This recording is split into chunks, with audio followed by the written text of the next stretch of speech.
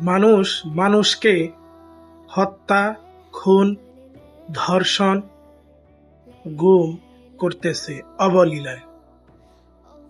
বিনা কারণে মানুষকে হত্যা করা ইসলামের বিধানে হচ্ছে সবচেয়ে বড় পাপ, মহাপাপ।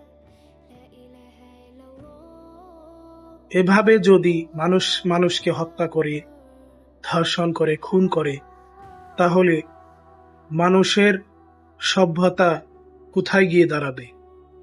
এই প্রশ্নের উত্তর কে আমাকে দিবে?